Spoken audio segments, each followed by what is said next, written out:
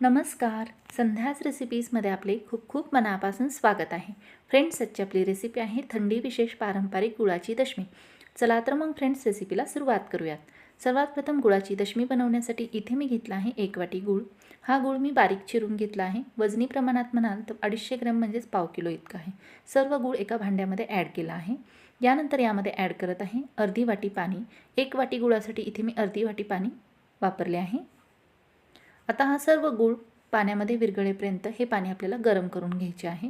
इथे आपल्याला गुळाचा पाक बनवायचा नाही आहे. तर तुम्ही इथे पाहू शकता पाण्याला उकळी आली आहे. गूळ जो आहे तो पाण्यामध्ये पूर्णपणे विरघळला गेला आहे. गॅस इथे मी बंद केला आहे. आता इथे आपण दशमीचे पीठ मळून घेऊया. त्यासाठी एका परातीमध्ये ॲड करत आहे 2 वाटी गव्हाचे पीठ. वजनी प्रमाणात म्हणाल तर 500 ग्रॅम म्हणजेच अर्धा किलो इतके हे पीठ आहे. सर्व पीठ इथे मी चाळून घेतले आहे. चपाती बनवण्यासाठी जे पीठ वापरतो तेच पीठ इथे मी दशमी बनवण्यासाठी घेतले आहे. या पिठामध्ये ॲड केले आहे चवीनुसार मीठ, तसेच 1.5 चमचा बडीशोप विलायची पावडर. यामुळे दशमीला एक मस्त अशी खमंग चव येते. यानंतर या पिठामध्ये ॲड करत आहे मोहनासाठी 2 चमचे साजूक तूप. तूप इथे आपल्याला थंड वापरायचे आहे, गरम तूप वापरायचे नाही आहे. तूप ॲड केल्यानंतर आता हे तूप सर्व पिठाला व्यवस्थित असे चोळून घेत आहे. तुपाच्या मोहनामुळे दशम्या ज्या आहेत त्या खाण्यासाठी खूप खुसखुशीत मऊसूत अशा तयार होतात. तूप व्यवस्थित असे मिक्स करून घेतल्यानंतर आता या पिठामध्ये ॲड करत आहे तयार करून घेतलेले गुळवणी. तर हे गुळवणी इथे मी गाळून ॲड करत आहे, कारण गुळामध्ये जर कचरा असेल तर तो गाळून घेतल्यामुळे बाजूला निघला जाईल. सर्व गुळवणी जे आहे ते मी एकाच वेळेस पिठामध्ये ॲड केले आहे. गुळवणी इथे गरम असल्यामुळे सुरुवातीला चमच्याने या पिठामध्ये व्यवस्थित असे मिक्स करून घेत आहे. तर इथे मी अर्धा किलो गव्हाच्या पिठासाठी पाव किलो इतका गूळ वापरला आहे. सर्व गुळवणी या पिठामध्ये मिक्स करून घेतल्यानंतर आता हे पीठ जे आहे ते इथे थोडे थंड झाले आहे. तर इथे मी हाताने दशम्यांसाठी लागणारे जे पीठ आहे ते मळून घेत आहे. सुरुवातीला जर इथे तुम्हाला हे पीठ पातळ असे वाटत असले तरी हळूहळू हे गुळवणी जे आहे ते पीठ शोषून घेते, त्यामुळे हे पीठ घट्टसर असे होते.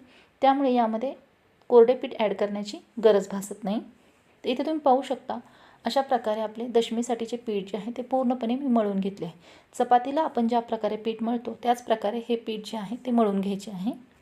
आता हे पीठ मी 10 मिनिटे मुरण्यासाठी झाकून ठेवणार आहे. तुपाऐवजी इथे तुम्ही तेलाचाही वापर करू शकता मोहनासाठी. 10 मिनिट झाले आहेत. 10 मिनिटांनंतर इथे पाहू शकता दशमीचे पीठ जे आहे ते छान असे मुरले गेले आहे.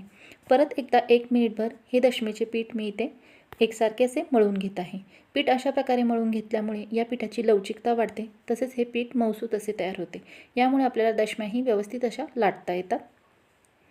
दशम्या बनवण्यासाठी इथे पीठ पूर्णपणे तयार आहे. आता आपण याच्या दशम्या बनवून घेऊयात. दशम्या बनवण्यापूर्वी या पिठापासून छोटे छोटे गोळे इथे मी तयार करून घेत आहे. सर्व पिठापासून इथे एकदाच गोळे तयार करून घ्यायचे, म्हणजे पटकन पटापटा अशा आपल्याला दशम्या लाटता येतात. तर इथे पाहू शकता सर्व पिठापासूनचे मी इथे दशम्या बनवण्यासाठीचे गोळे तयार करून घेतले आहेत. आता आपण दशम्या लाटून घेऊया. दशमी लाटण्यासाठी तयार उंड्यांमधील एक उंडा घेऊन कोरड्या गव्हाच्या पिठामध्ये कोट करून घेतला आहे व इथे मी पोळपटावरती दशमी लाटून घेत आहे. ज्या प्रकारे आपण घडीची चपाती बनवतो त्याच प्रकारे इथे ही दशमी जी आहे ते मी लाटून घेत आहे. इथे मी तेल लावले आहे. तुम्ही इथे तूप लावू शकता या दशमीला. तर फ्रेंड्स, आज आपण थंडीविषयी गुळाची दशमी बनवत आहोत.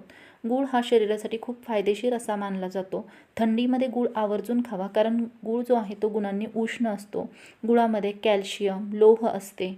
तर इथे पाहू शकता घडीच्या पोळीप्रमाणेच इथे मी याच्या कडा ज्या आहेत त्या बंद करून घेत आहे.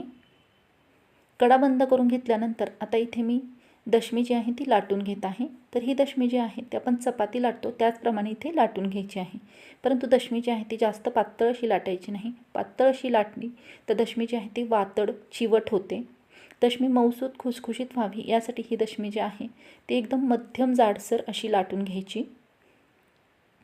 गूळ खाल्ल्यामुळे अशक्तपणा दूर होतो, शक्ती प्राप्त होते. गुळामध्ये वजन कमी करण्याची ताकद असते. त्यामुळे वजन कमी करणारे जे लोक आहेत त्यांनी आवर्जून गुळाचा आहारामध्ये समावेश करावा. तर इथे पाहू शकता दशमी जी आहे ती पूर्णपणे लाटून तयार झाली आहे. तर इथे सर्व दशम्या ज्या आहेत त्या एकाच आकाराच्या बनाव्या यासाठी मी इथे एका डब्याचा उपयोग करून ही दशमी जी आहे ती अशा प्रकारे कट करून घेतली आहे. तुम्ही हवं तर चपातीप्रमाणे ही दशमी लाटून घेऊ शकता व तशीच ठेवू शकता.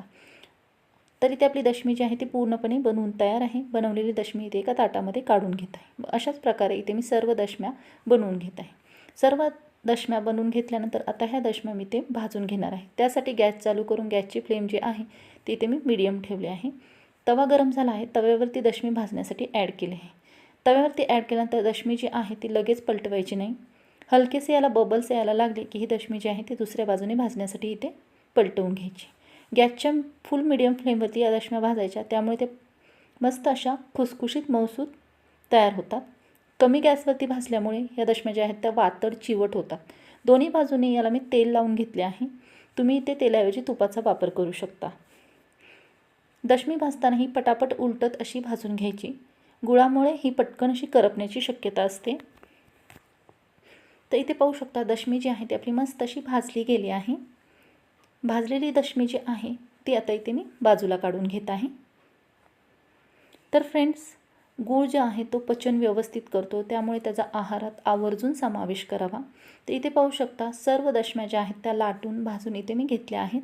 अशा प्रकारे मस्त अशा थंडी विशेष पारंपरिक गुळाच्या दशम्या खाण्यासाठी तयार आहेत. पाहू शकता मस्त अशा मऊसूत तयार झाल्या आहेत. सांगितलेले पद्धत वापरून जर तुम्ही गुळाच्या दशम्या बनवल्या तर तुमच्याही दशम्या अशाच प्रकारे मस्त अशा मऊसूत तयार होतील. पाहू शकता या दशमीला मस्त असे पदरही आतमध्ये सुटले गेले आहेत. घडीच्या पोळीप्रमाणे लाटल्यामुळे याला मस्त असे पदर सुटले गेले आहेत.